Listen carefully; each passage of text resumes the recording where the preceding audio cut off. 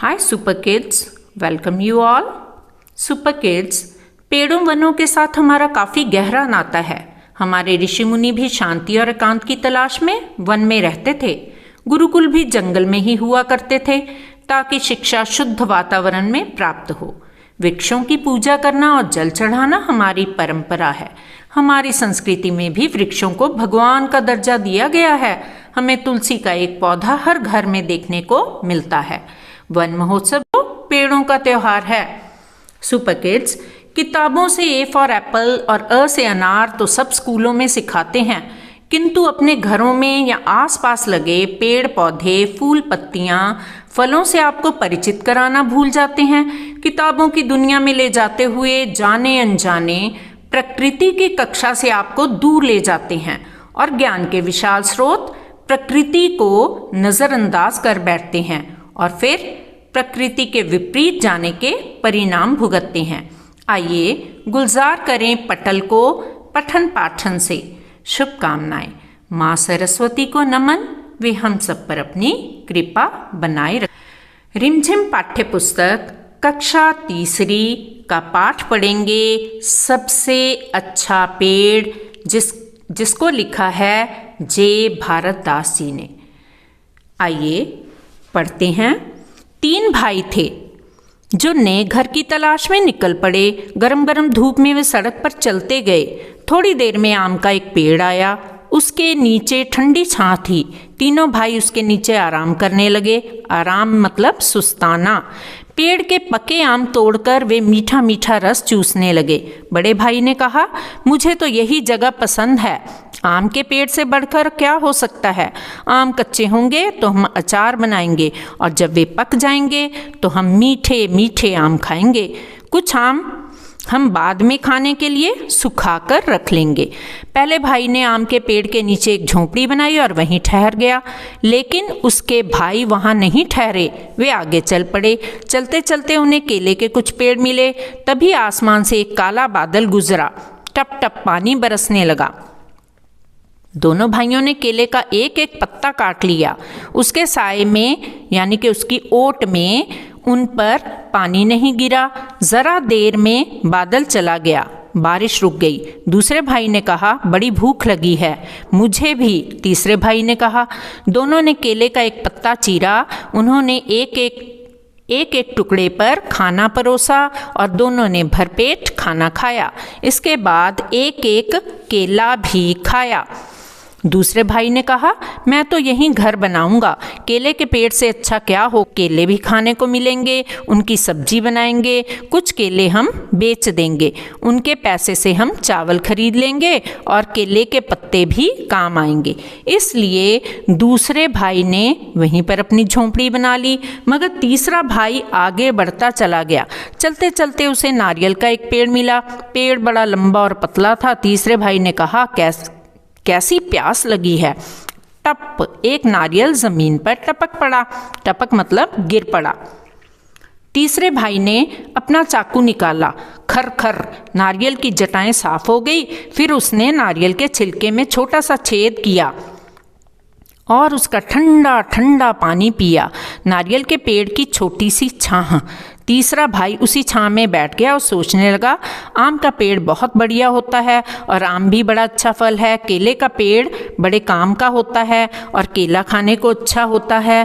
पेड़ नीम का भी अच्छा है, उसकी दातुन बड़ी अच्छी रहती है। घर में कोई बीमार हो, लोग नीम की टहनियाँ दरवाजे पर लटका देते हैं। मेरे पास नीम का पेड़ हो, मैं उसकी टहनियाँ बेच सकता हूँ। पेड़ मुझे ठंडी छां भी देगा।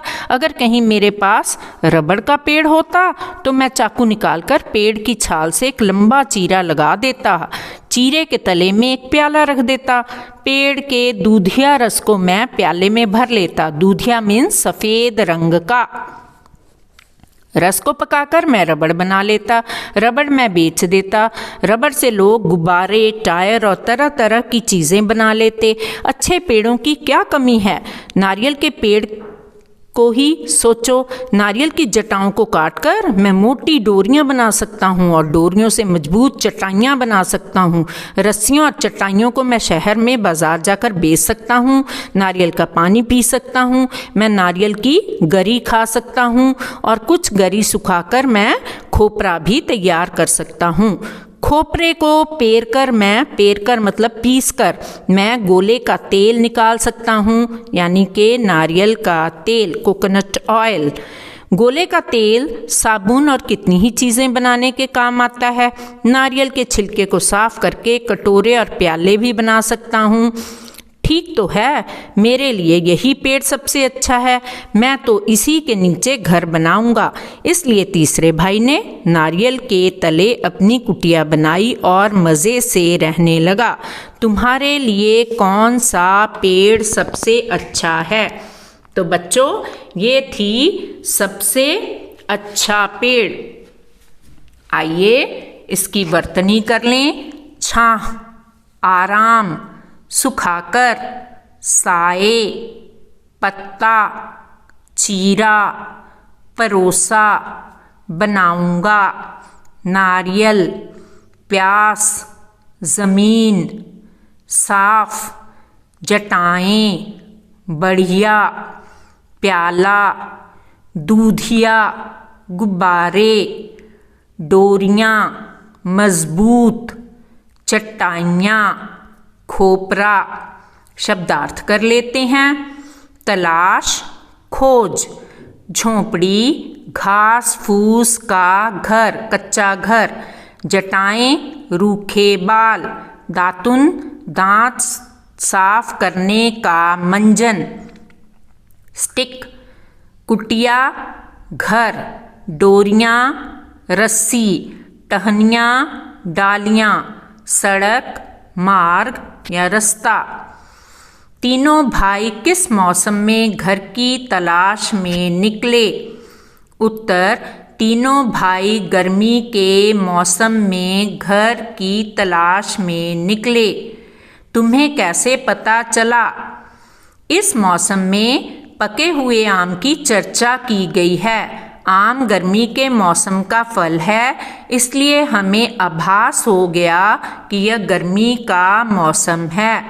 कौन सा महीना होगा? यह जुलाई का महीना होगा, क्योंकि उस समय गर्मी भी थी तथा बारिश भी थी। घर की तलाश में निकलने से पहले वे कहाँ रहते होंगे? उत्तर, घर की तलाश में निकलने से पहले वह कंदराओं, गुफाओं या खाना बदोशों यानी कि जिप्सीज की तरह कहीं भी रहते होंगे। इन मौक़ों पर तुम किस पेड़ के पत्ते का इस्तेमाल करोगी मेहमान को खाना खिलाने के लिए?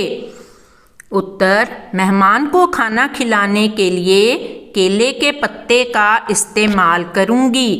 बारिश में भीगते समय छाते की तरह केले और पाम के पत्ते का इस्तेमाल करूंगी।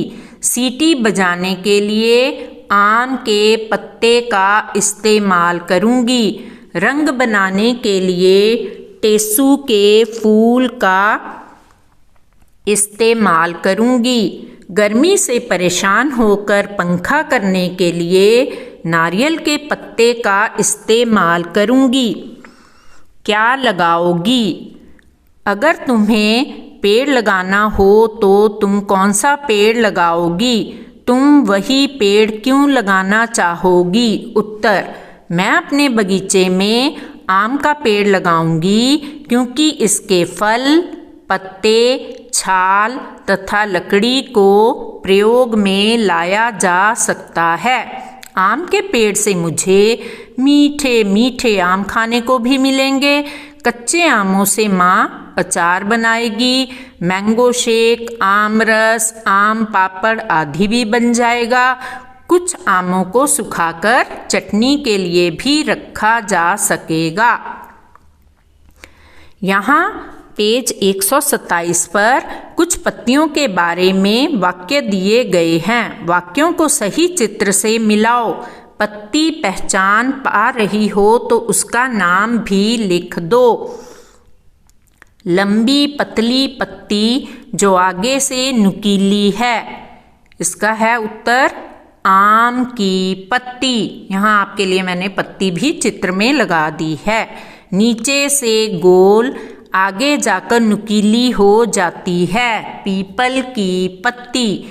जिसके किनारे लहरदार हैं, केले की पत्ती। गोल पत्ती, कमल की पत्ती। रबड़ के पेड़ की छाल पर चीरा लगाने से दूधिया रस निकलता है, वाइट कलर्ड। पता करो किन पेड़ों या पौधों के पत्तों को तोड़ने पर दूधिया रस निकलता है। अब पत्तों को सुखाकर चिपकाओ। जिनसे दूधिया रस निकलता है, पीपल के, कनेर के पत्तों को या टहनियों को काटने पर दूध जैसा रस निकलता है।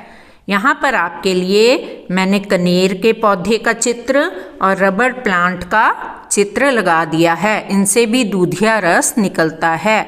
जो चिकनी होती हैं वो पत्तियाँ रबड़ प्लांट, केला, मनी प्लांट, इनकी पत्तियाँ चिकनी होती हैं। चित्र में मैंने आपके लिए मनी प्लांट, रबड़ प्लांट और केले की पत्ती लगा दी है। जिन पत्तियों की नसें उभरी होती हैं, पान, पीपल। हम दांतों को मंजन से मांजते हैं, इसलिए मंजन को मंजन कहते हैं। अब सोचो और लिखो, इनके नाम क्यों हैं? दातुन, इससे दांत साफ होते हैं, इसलिए इसका नाम दातुन है। छलनी, इससे चीज़ें छानी जाती हैं, इसमें छेद होते हैं, इसलिए इसे छलनी कहते हैं। मथनी, इससे दूध दही मथा जाता है, इसलिए इसका नाम मथनी है। अब यहाँ पर कुछ चित्र दिए गए हैं, तो इनमें से कौन सी चीज़ें किससे बनी हैं ये बताई गई हैं। मिटानी यानी कि रबड़, रबड़ से बनती है।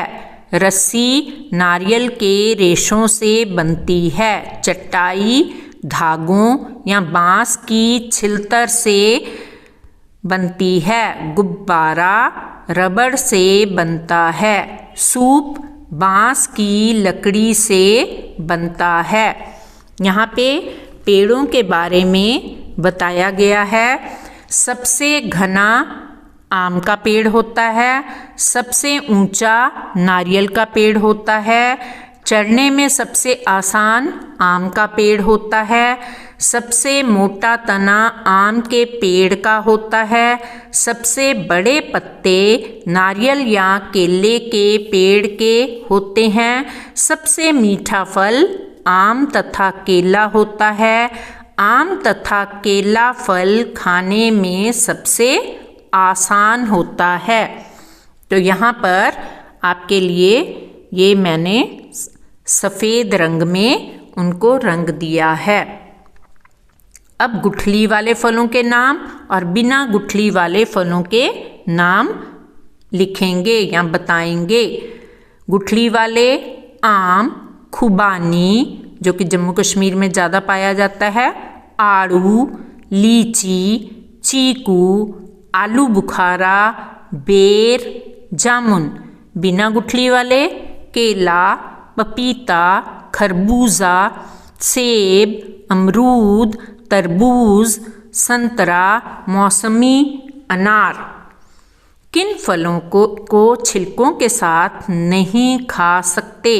नारियल, अनार, संतरा, केला, मौसमी, पपीता, आम, तरबूज, खरबूजा आदि फलों को छिलकों के साथ नहीं खा सकते हैं।